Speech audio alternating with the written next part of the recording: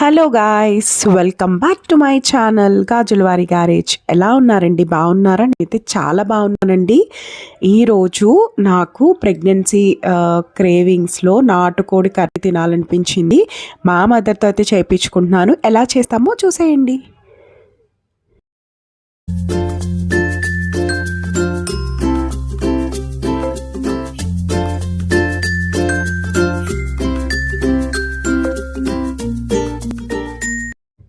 ఇక్కడ హైదరాబాద్లో నాటుకోళ్ళు దొరకవు కదా, నాకు ఇక్కడ తినాలనిపించి నేను సర్చ్ చేస్తుంటే countrychicken.in అని చెప్పి ఒక వెబ్సైట్ నాకు ఆన్లైన్లో దొరికిందండి. సో ఇది సైనిక్ పూరిలో ఉంది. ఎవరికైనా కావాలితే ఆర్డర్ చేసుకోండి.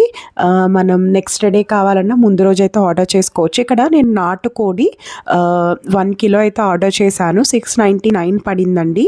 సో నాటుకోడిని మనం మంచిగా వాష్ చేసుకున్న తర్వాత ఇక్కడ నేను ఒక 5 ఆనియన్స్ చిన్న చిన్న సైజ్వి కట్ చేసుకున్నాను.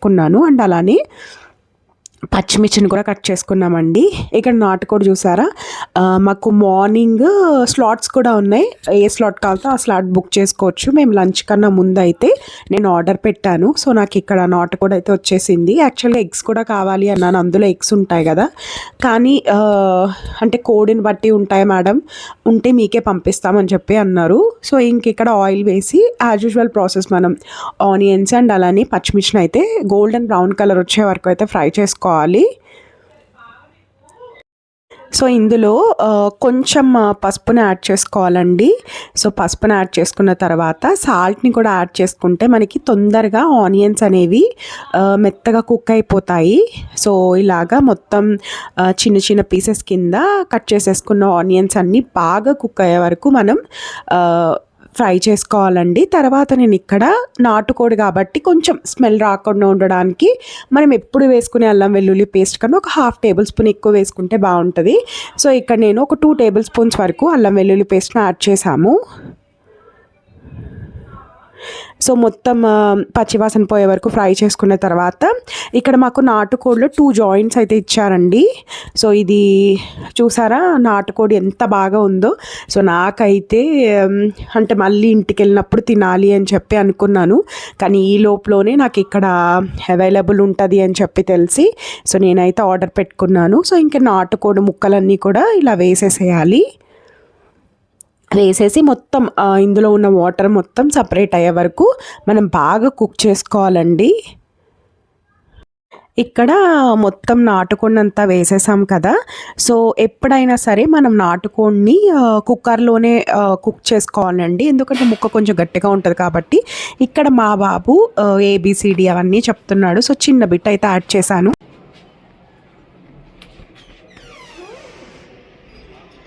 A for B for C for D for ABCD చెప్పు. A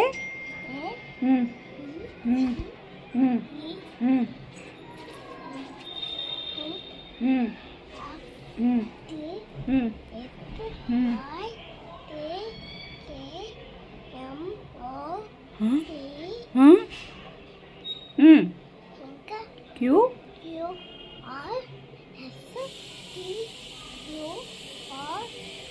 V W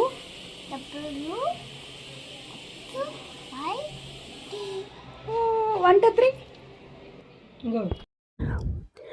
సో ఇంకా ఇలాగ కొంచెం కుక్ అయింది కదా, మనం ఇప్పుడు సరిపడా కారం కూడా యాడ్ చేసుకోవాలండి. ఇది మనం ఇంట్లో చేసుకున్న కారం ఉంటుంది కదా, అదైతే యాడ్ చేసుకో. సో కారం కూడా పచ్చివాసన పోయే వరకు మనం బాగా మిక్స్ చేసుకోవాలి. ఇక్కడ ఇంట్లో చేసిన మసాలాని అయితే యాడ్ చేస్తున్నామండి. మనం నార్మల్గా బయట కొనుక్కునే మసాలాస్ కన్నా ఇంట్లోది బెటర్ కాబట్టి ఇంట్లో మనం గసగసాలు, లవంగాలు, యాలక్కాయలు అవన్నీ కలిపి, చెక్క అవన్నీ కలిపి మిక్సీ పడతారు కదా, అది రా పేస్ట్ అప్పటికప్పుడు మిక్సీ పట్టి వేసుకున్నామండి. సో అది చికెన్ కర్రీలోకైనా లేకపోతే ఏదైనా సరే ఈవెన్ వెజ్ కర్రీస్లో కూడా నాన్ వెజ్ ఫ్లేవర్ రావడానికి ఆ గ్రేవీ బాగుండడానికి మనం ఈ మసాలా వేసుకుంటే చాలా బాగుంటుంది. కొంచెం వాటర్ కూడా యాడ్ చేసేసుకున్నాం. నేను ఆల్రెడీ చెప్పాను కదా, కుక్కర్లో అయితే వండుకోవాలి, ఎందుకంటే ముక్క మెత్తగా రావడానికి. ఎందుకంటే కొంచెం చికెన్ అనేది అంటే కంట్రీ చికెన్ కదా, గట్టిగా ఉంటుంది. సో విజిల్స్ ఒక 3 విజిల్స్ వచ్చిన తర్వాత మూత అయితే ఓపెన్ చేసి చూసుకుంటున్నాం. కొంచెం వాటరీగా ఉంది. మనం ఈ గ్రేవీ థిక్ అయ్యే వరకు కూడా లో ఫ్లేమ్లో పెట్టుకొని ఒక 10 to 15 మినిట్స్ అయితే కుక్ చేసుకోవాలి. లేదు ఏమన్నా మనం రాగి ముద్ద అలా తింటున్నప్పుడు గ్రేవీ అనేది ఇలాగా కొంచెం వాటరీగా ఉంటేనే బాగుంటుంది. బట్ ఇప్పుడు మనం నార్మల్ కర్రీ కాబట్టి రైస్లో కాబట్టి కొంచెం థిక్ ఉంటే బాగుంటుంది.